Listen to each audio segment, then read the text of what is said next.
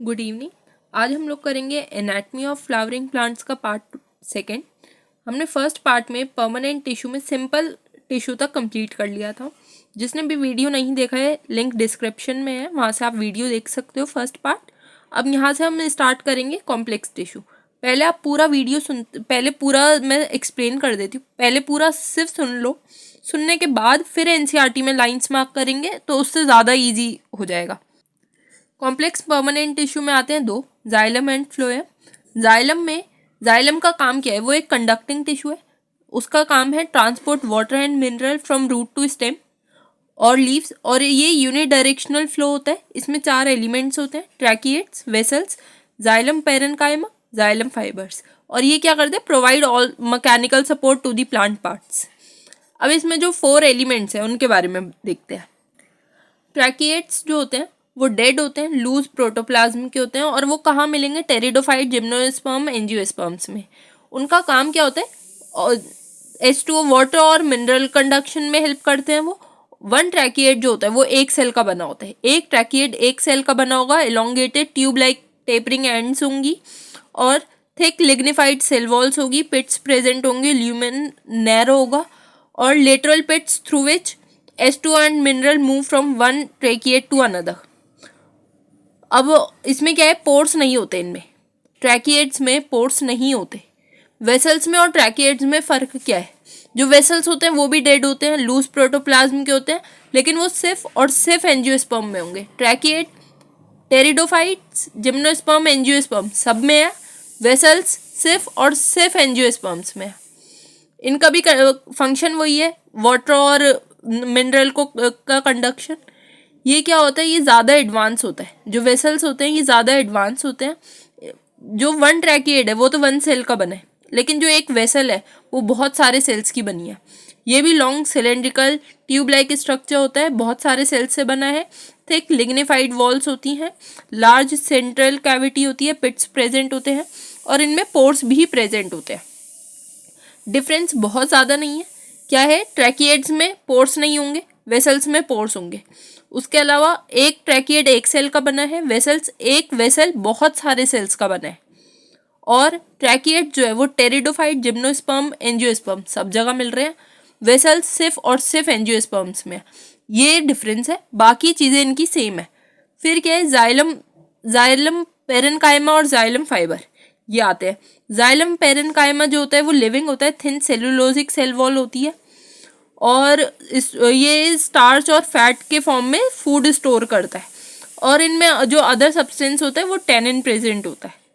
Radial conduction of H2O by ray parenchyma, जो कि रे पेरेन्काइमा कहाँ होगा? सेकेंडरी ग्रोथ में होगा। फिर आते हैं उसके बाद जाइलम फाइबर्स।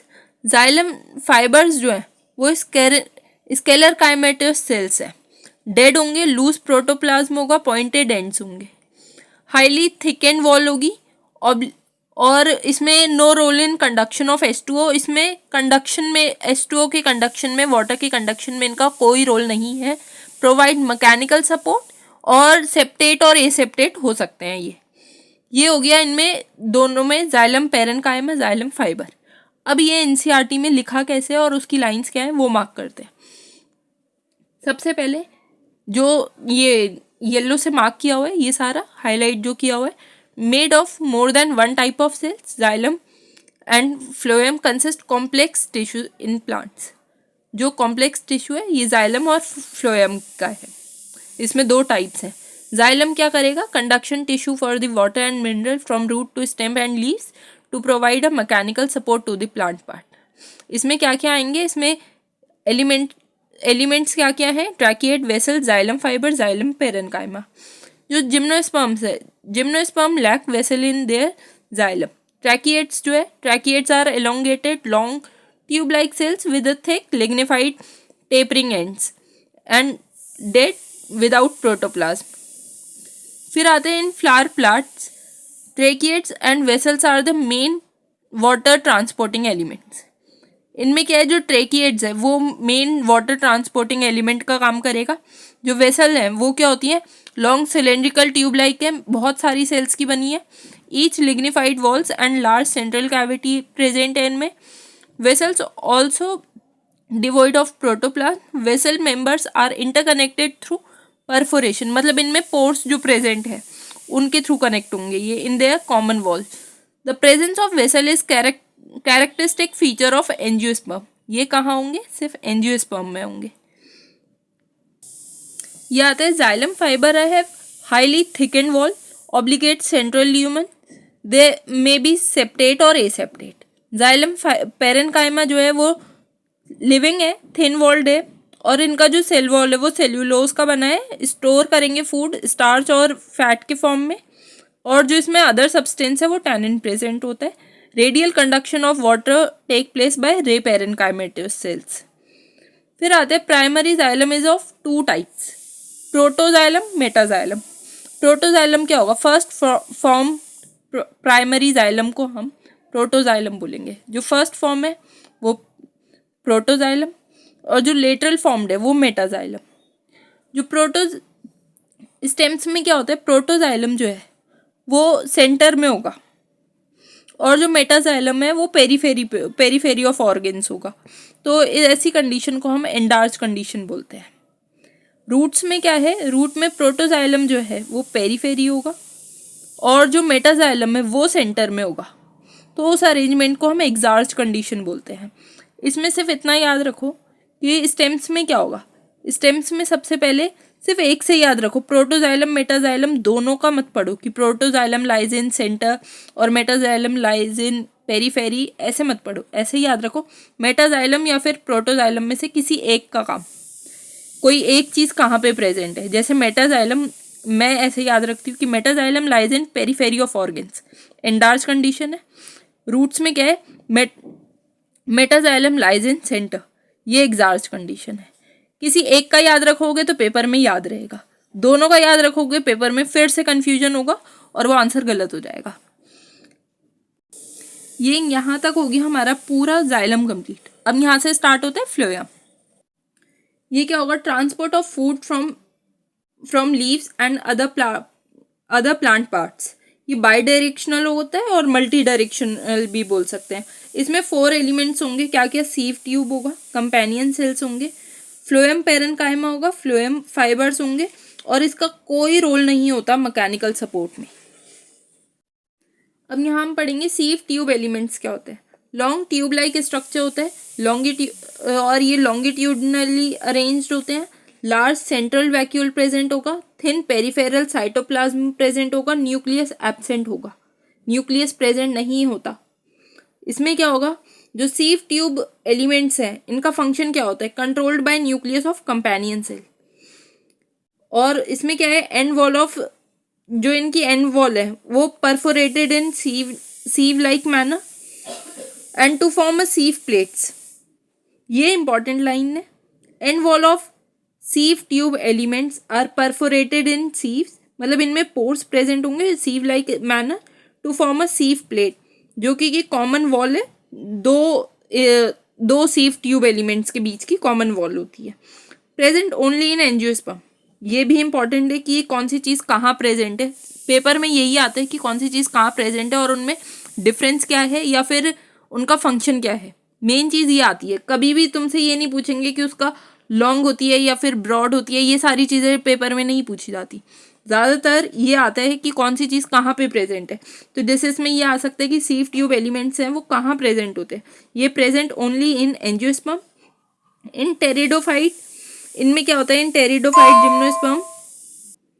टेरिडोफाइट और जिम्नोस्पर्म में सीव सेल्स प्रेजेंट होते हैं। अब फिर आते हैं कंपेनियन सेल। वो क्या होते हैं? वो लिविंग होते हैं। सीव ट्यूब एलिमेंट्स भी लिविंग होते हैं, लिविंग सेल्स होते हैं इनमें भी। कंपेनियन सेल इनमें भी लिविंग होंगे, इनमें only in angiosperm. In pteridophyte and gymnosperm albuminous cells are present. Specialised parenchymatous cell associated with the sieve tube element. इनका जो न्यूक्लियस है वो कैसा होगा? इसमें इनका जो न्यूक्लियस है वो कंट्रोल करता है फंक्शन को, किसके? सीव ट्यूब एलिमेंट को।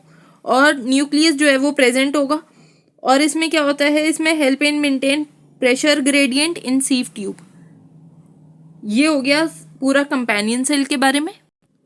फ्लोएम पेरेन्काइमा जो होता है ये पेरेन्काइमेटस सेल्स का होगा। न्यूक्लियस प्रेजेंट होगा, थिन सेलुलोजिक सेल वॉल होती है, डेंस साइटोप्लाज्म होता है, एलोंगेटेड सिलेंड्रिकल टेपरिंग एंड्स होती हैं, स्टोरिंग फूड मटेरियल, और इसमें क्या क्या होगा, रेजिन होगा, मोसिलिजेन होगा और लेटेक्स होगा। सेल वॉल जो है वो सेलुलोजिक होगा और ये ज़्यादातर मोनोकॉट्स में एब्सेंट होते हैं।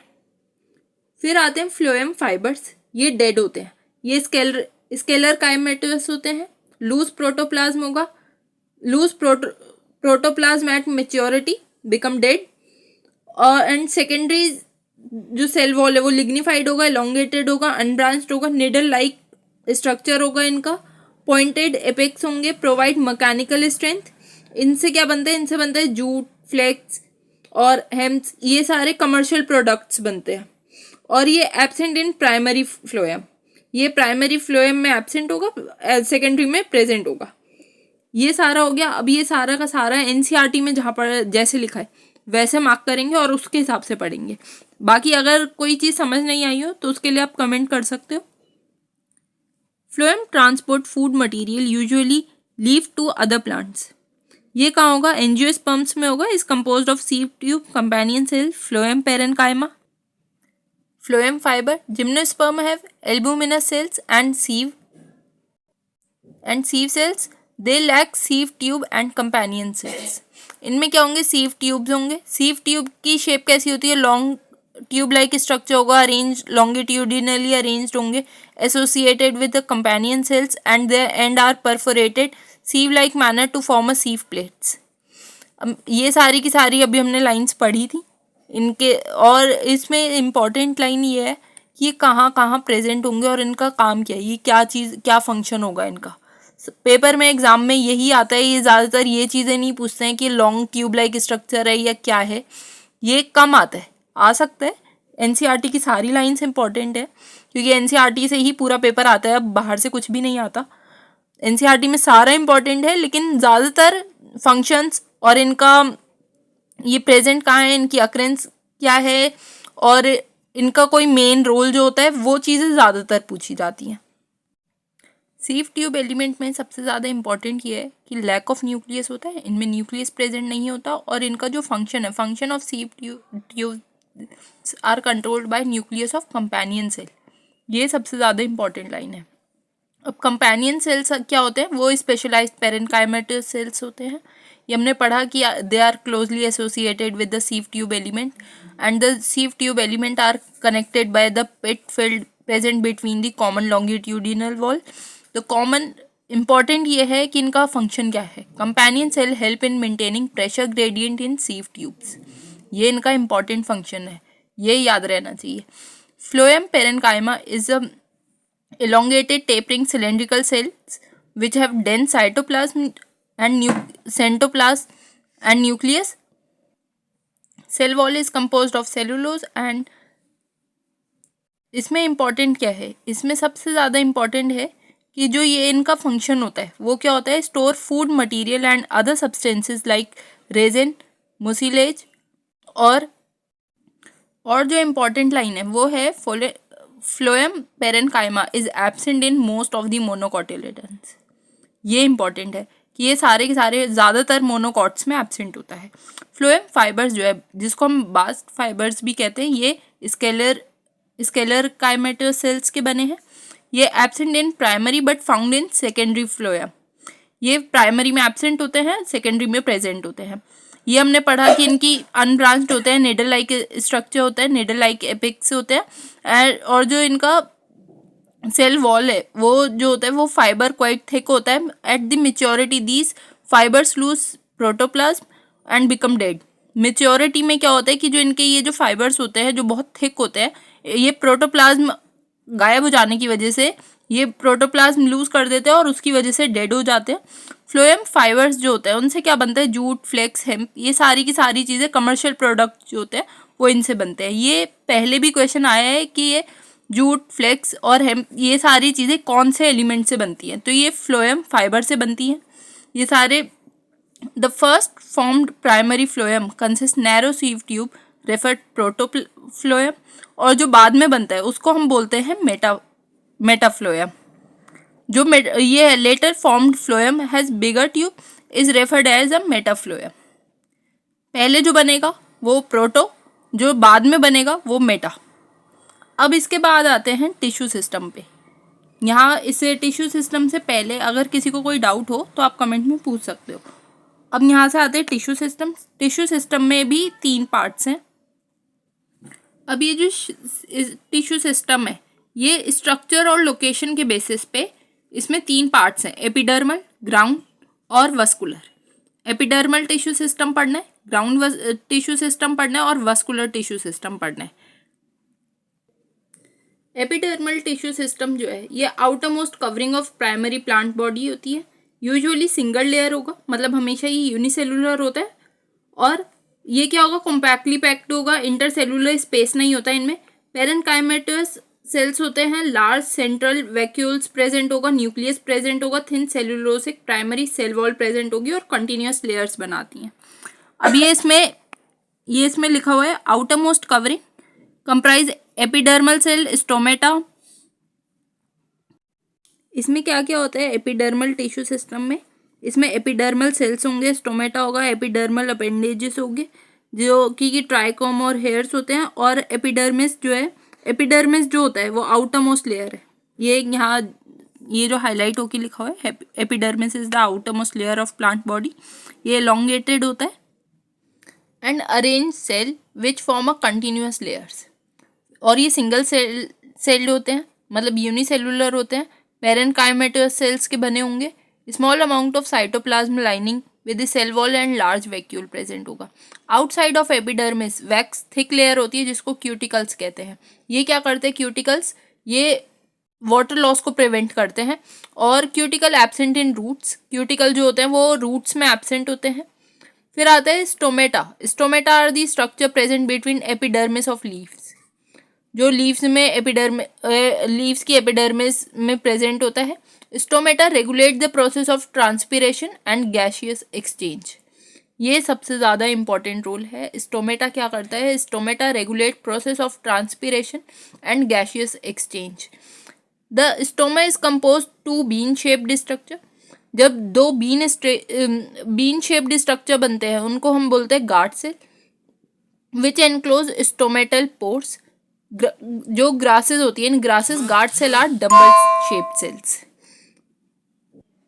Each stoma is composed of 2 bean shaped cells. इनको क्या बोलते हैं? सेल्स गार्ड सेल्स होते हैं जो कि enclose in stomata pores. Grasses में क्या होगा? ये गार्ड सेल्स जो है ये डम्बल शेप्ड के होंगे। इन outer wall of guard cells जो ये अवे फ्रॉम स्टोमेटल पोर्स है ये थिन होंगे।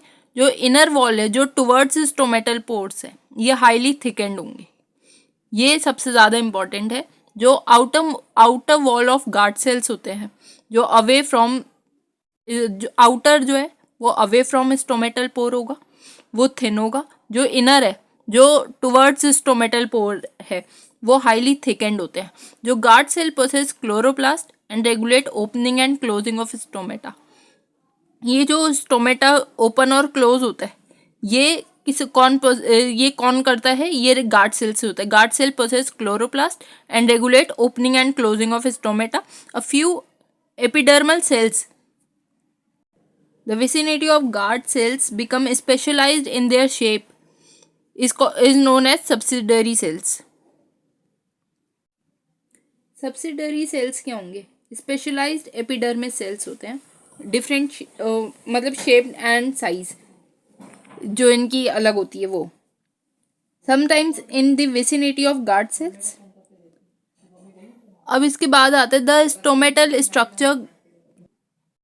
जो स्टोमेटल अपर्चर होता है गार्ड सेल्स होते हैं और सराउंडिंग सब्सिडरी सेल्स होते हैं। सब्सिडरी सेल्स जो कि एपिडर्मल स्पेशलाइज्ड एपिडर्मल सेल्स होते हैं। सब्सिडरी सेल्स जो होते हैं ये सारे के सारे मिलाकर स्टोमेटल अपैरेटस बनाते हैं। स्टोमेटल अपर्चर, गार्ड सेल्स और सराउंडिंग सब्सिडरी सेल्स सब मिलाकर स्टोमेटल अपैरेटस बनाते हैं। ये इसमें मेंशन किया हुआ है फिगर 6.4 में कि फर्स्ट वाला जो होता है वो एपिडर्मल सेल्स होते हैं। जो इनके अंदर डार्क ग्रीन लेयर है वो सब्सिडरी सेल्स हैं, मतलब स्पेशलाइज्ड एपिडर्मल सेल्स जो होते हैं वो। जो ये बीन शेप्ड में जो दिख रहा है ये क्लोरोप्लास्ट है।